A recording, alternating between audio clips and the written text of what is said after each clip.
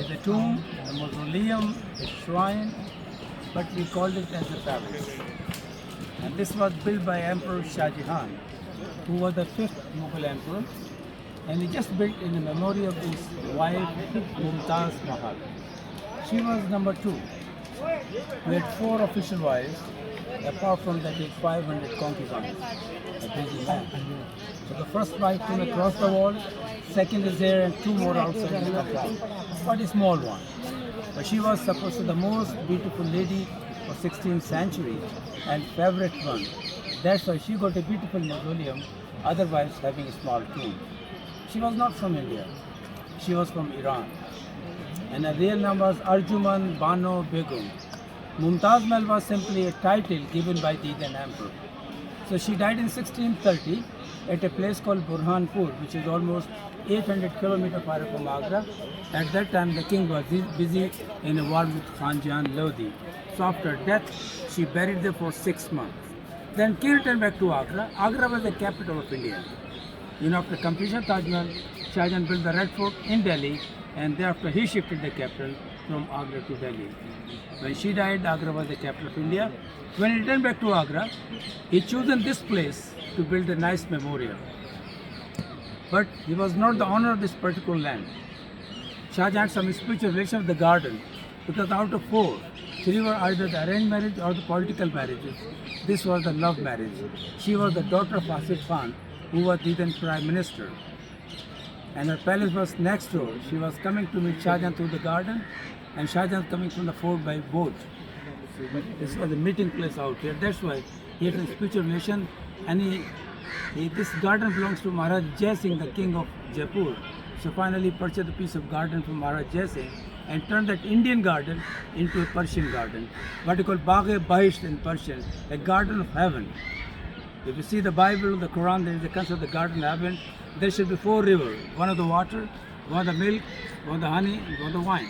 So these four water channels consider that four river of the heaven. And what he presumed that I'm burying my wife into the garden of heaven. So that's why he changed the garden into the Persian garden. Thereafter he called some architects. Ahmad Lahori was one of the main designers who just made the first wooden model of Taj in 1631. Nowadays that wooden model is in Lahore Museum in Pakistan, it's still intact. So half of the Mughals is in India and half of the Mughals in Pakistan. So when that model was completed, the coffin of the queen's body was kept into a silver casket and shifted from the first place into the side garden. Thereafter the work was started. It took almost 22 years to complete. By the help of 20,000 workers who worked around the clock in 3 shifts, and he spent 700 million rupees. A lot of money, even today a lot of money. But remember, they do not have the paper currency, there's the gold coins, and this was the money which was paid to the workers only, is not included the cost of the stones, because that was the king's property.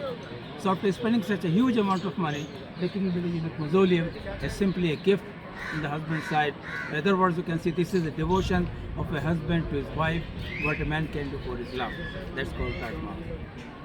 When the building was completed, the coffin of the queen's body was dug out again from the garden, and finally she was rested inside. So she is the only lady in the world who buried 3 times after her death. You know when she died? She died of the birth of her 14th child. She was 39 years old. During her 19 years of married life, she gave birth to 14 kids, excluding 3 miscarriages, altogether 17. So she was pregnant whole life. I think she deserved to have that kind of building. Out of 14, 8 died and 6 survived, among 6, 2 daughters and 4 sons.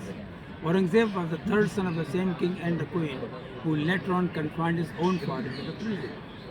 There is story that Shah Jahan built white Taj Mahal for the queen only, which is standing on the river bank, other side the river Yamuna. Then he wanted to build a black Taj Mahal for himself. The black color is symbol of sorrow, sadness, mourn. So he wanted to build the whole project, what we're having on this bank, onto the other bank of the river, connected with a silver bridge. What a dream, but when he started, his son said to his father that he spent such a huge amount of money to build it, now going to spend more when the black one is spoiling public money. Or he thought that nothing's going to left for him. So finally kept his father to the prison, where he died in 1666, Then his body was also carried by the daughter of Shah Jahan and buried by the mother. So there are two tombs inside. The queen's tomb is in the center, but larger tomb in the side is of the king, which is a later addition. So she's only allowed to be buried 3 times. Architectural point of view is something very unique. We call it the Indo-Islamic or Indo-Persian architecture because the workers mostly from India and architects are from different countries. Look at the dome. It's perfectly onion shaped. It's got a double dome like St. Peter's. You're watching the outer dome, one more dome is inside. So the dome and arch is a typical Islamic. On the top, the small pinnacle, the inverted lotus, a typical Indo. So it's a kind of fusion Indo-Islamic architecture. Look at the towers are not perfectly straight, slightly leaning outwards in case a tower falls out, not to protect not to damage the central building. In old days we get this white mark from a place called Makrana, 370 kilometers far from Agra, and this local from this area. Now the very important part is that kind of floral patterns. Look like paintings, because I told you no color, no painting at all. By the help of sharp iron chisel hammer, first of all they cut the marble with the grooves into it. Thereafter they shape those stones by the help of emery powder wheels. Afterwards they fix inside the grooves. But for sticking purposes, what kind of glue or adhesive they use is quite secret. So way back I'm going to step at the place, you can see by own eyes how they cut the marble or the shaping the stone and what kind of machine tool they're using and have an idea. Whenever we need any kind of restoration, we call it same generation. There's a dying art. The next 50 years will finish. In old days, we get the marble from a place called Makrana, 370 kilometers. Texts are different on each archway. There's a different text. But these are all the verses from Quran.